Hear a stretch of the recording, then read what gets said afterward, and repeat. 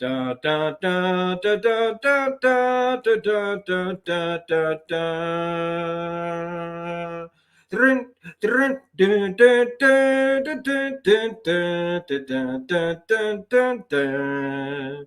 Da da da da da da da da da da da da.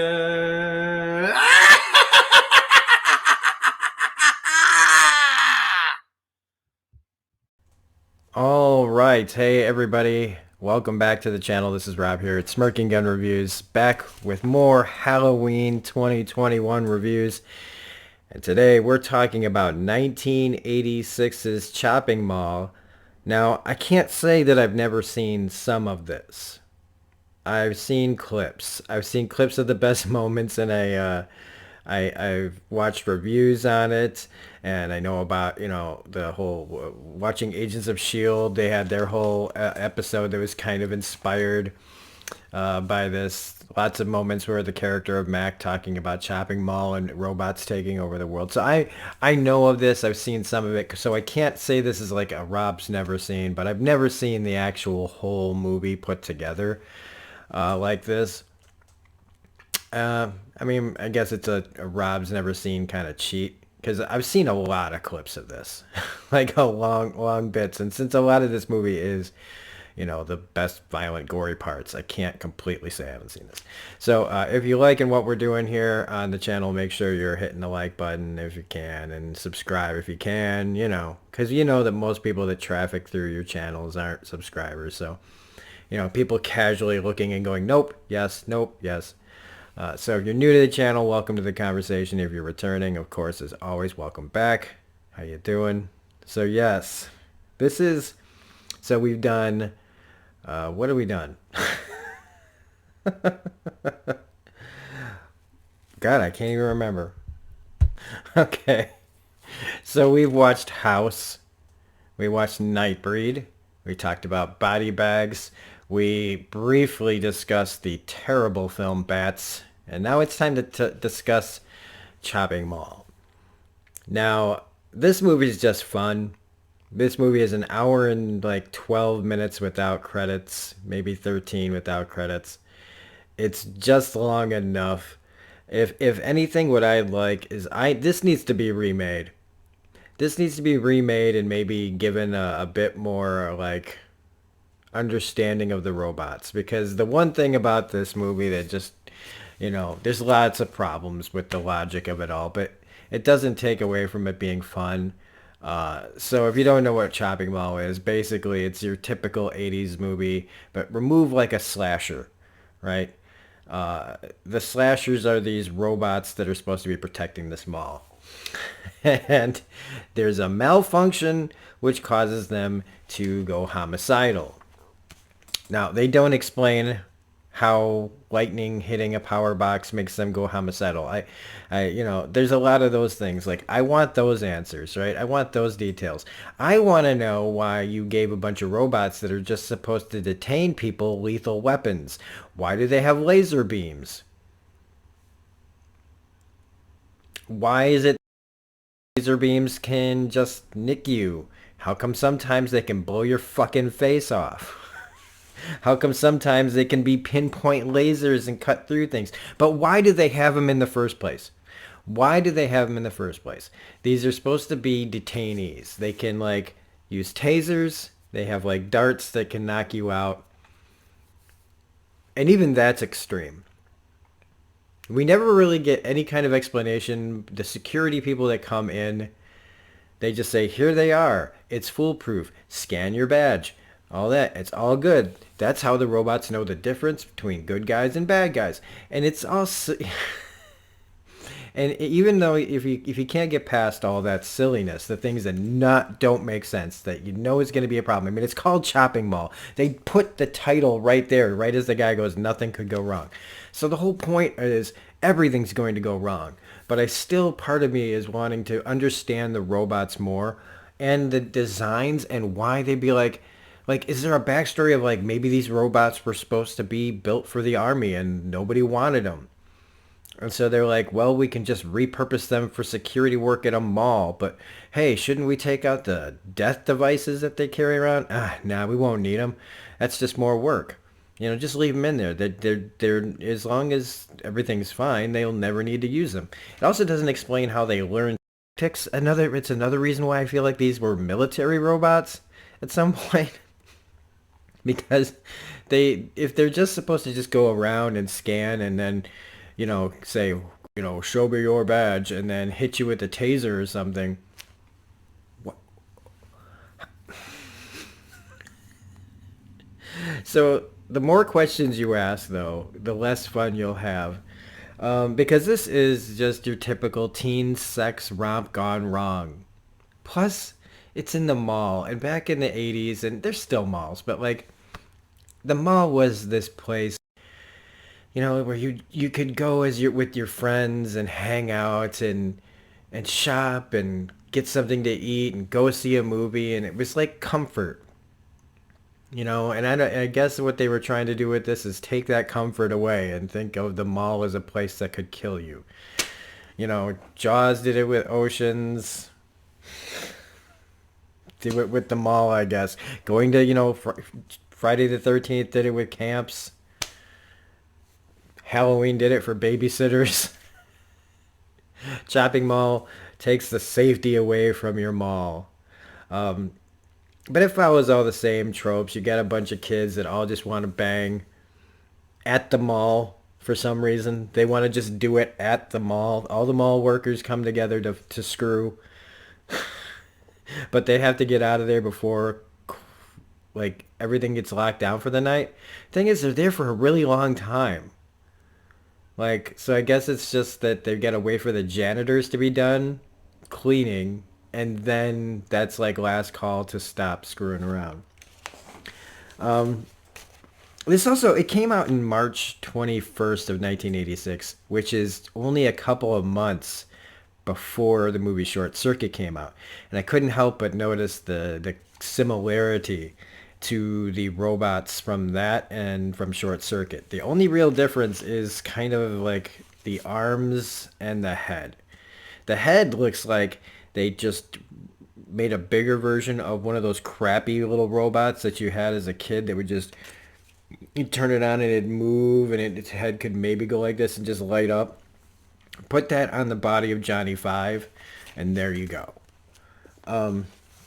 Another thing is, I didn't think I would recognize anybody in this cast, but it has a really interesting bunch of cameos, really. There's only one actor in this that I really recognized, but you got Dick Miller from Gremlins in this. You got Garrett Graham. You got Paul Bartel. All these guys, great character actors. They don't get much to do, but they're all in here. But the thing that really surprised me was Tony O'Dell, who was one of the main cast members of Head of the Class with Howard Hessman back in the 80s. One of my favorite shows of that time. HBO Max. If you want to revisit Head of the Class, HBO Max has it. And I've been rewatching it little by little.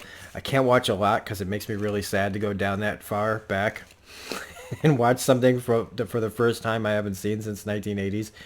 Really crushes that idea that I'm still in my 20s. I'm still a kid. I'm still young. You watch that, you will not feel young anymore. But Tony O'Dell's in this, along with a bevy of young blonde and brunette starlets. Kelly Maroney, Barbara Crampton, Carrie Emerson, Susie Slater. The rest of the cast is Russell Todd, John Terlesky, Marv Warrenov, let's see, Angela Ames, Mel Wells, Nick Siegel, Paul Kufos, Arthur Roberts, Angus Scrimm. I was trying to figure out who Angus Scrimm was in this because he's the guy. He's Dr. Carrington. Okay, he's from the series of Phantasm movies. Now, don't look this cast up if you. A lot of this cast is not aged well, as far as like it's just kind of sad. I mean, we all get older, but some of these actors are almost unrecognizable from when they were in this in '86. And I know it's been 30 plus years, but whew, boy. One thing I'll say about this is that I didn't expect to give a shit about any of the characters. And for a movie that has basically no character development, really, these are just archetypes. These are just cliches. These are just stereotypes. You get the virginal ones.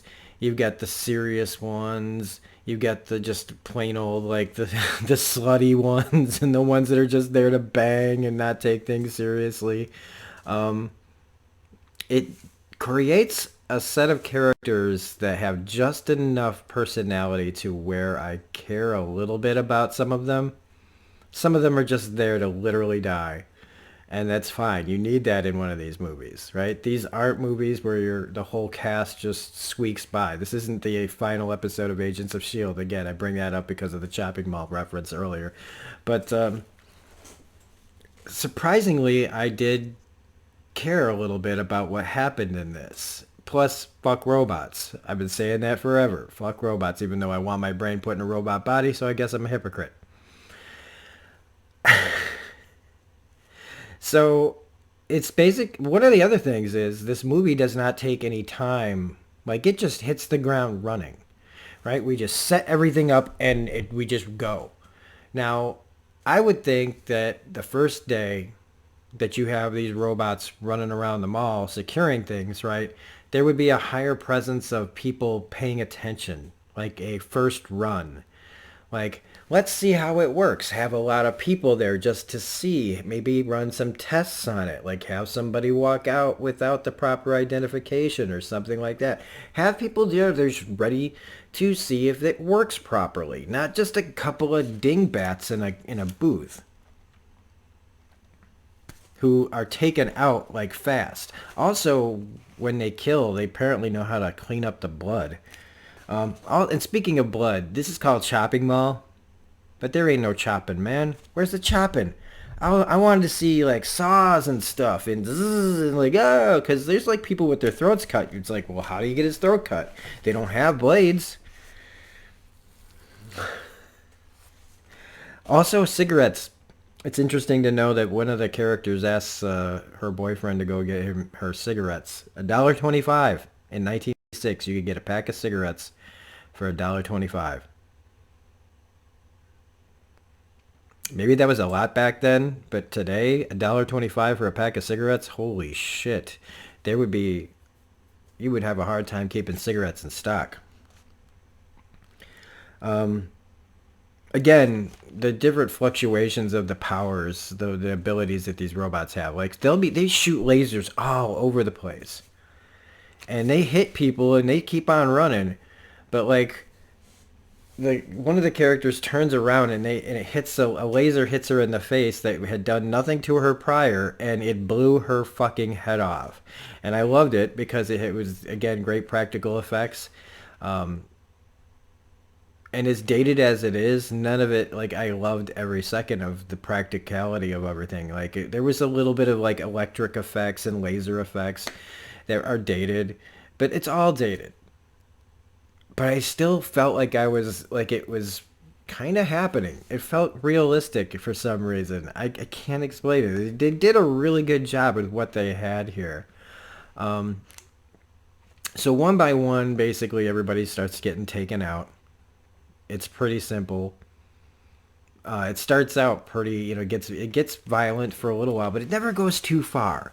That was another thing. I was expecting this to go really nuts. Again, called Chopping Mall, and the posters and everything's super scary and looking like it's going to be super gory.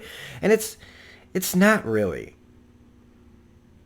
Dick, like one guy gets choked. The first guy in the booth, he gets his neck broken. The second guy gets something stabbed into his back, and that kills him.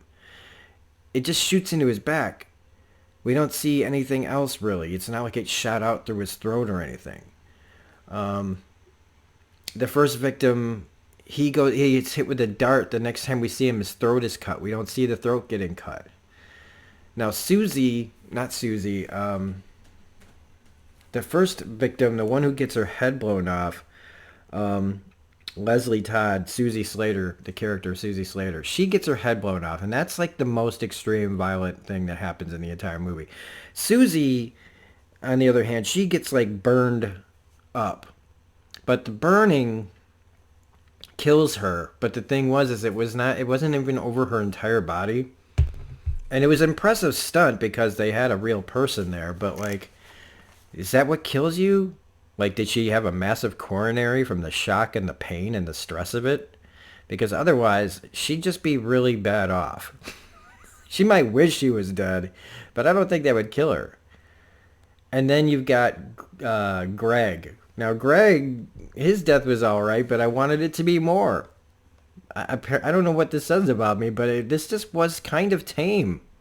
All of this was kind of tame. I expected a lot more, like, really cool deaths. Greg just gets flipped over the side of the mall and breaks his neck and dies. And then Linda and Rick, our married couple. The ones I actually really liked at the beginning. I thought, okay, here's our couple that's going to last. Maybe her and Allison.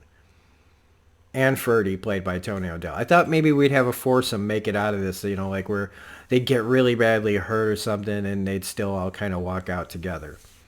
But Linda just gets shot by a random laser. She just falls down and she's dead. It hits her like in the chest, like in the stomach, and we don't see any blood really just coming out of her mouth as she's just dead.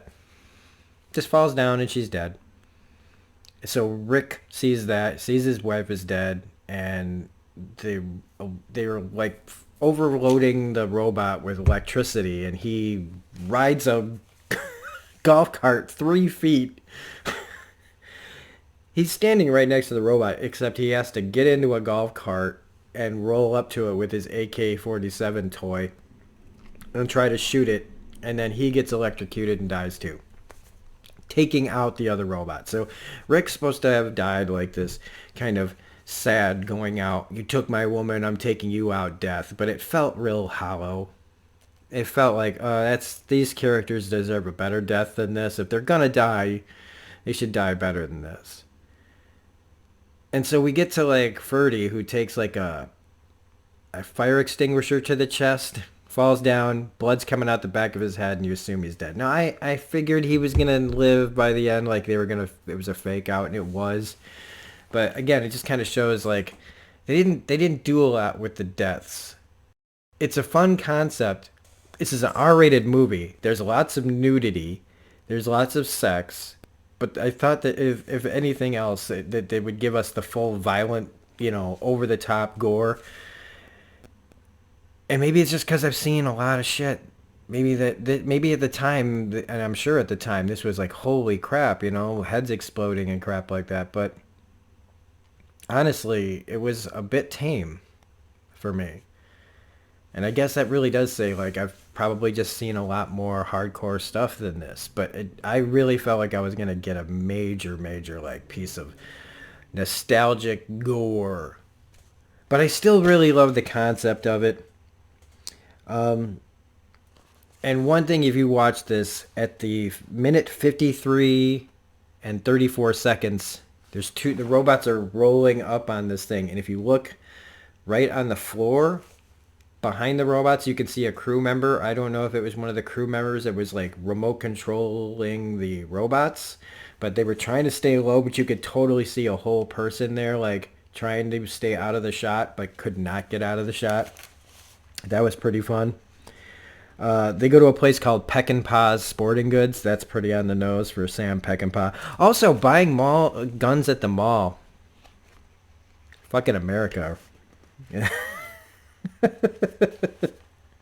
Because you never know when the robot uprising is coming. That's why you need the assault rifles.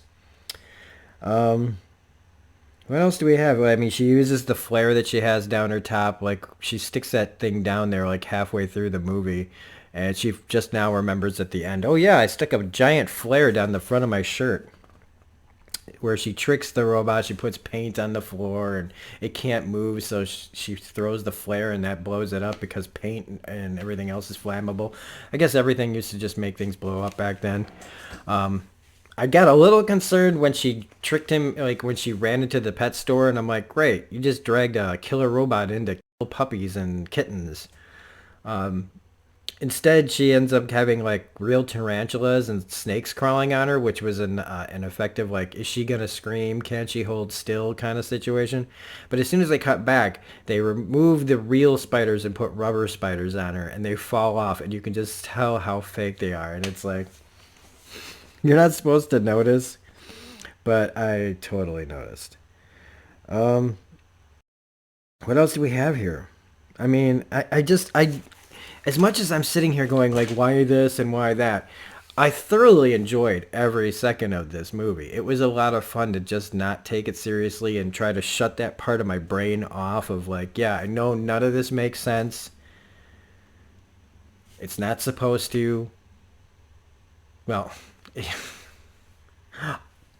logically, real movies should make sense, but in order to have fun, sometimes you do for your own enjoyment. I understand that sometimes you got to let things go.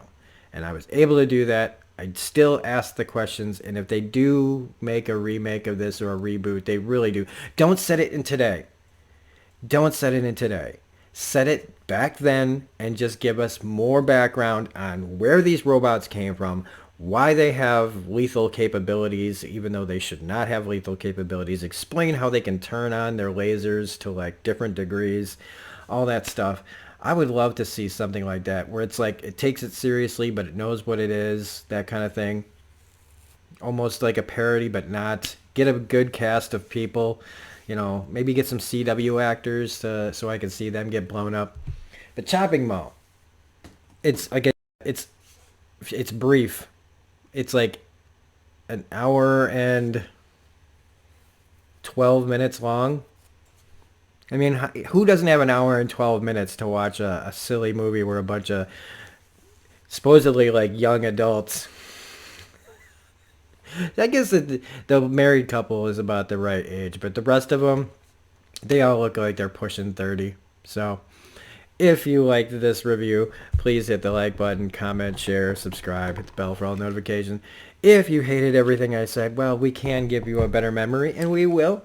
So if you like this, please look away. If you have a sensitivity to light, if you liked this, please put on shades. If you didn't like this, look right here. Oh, sunglass. This is turning into a disaster, just like this movie. We will give you a better memory.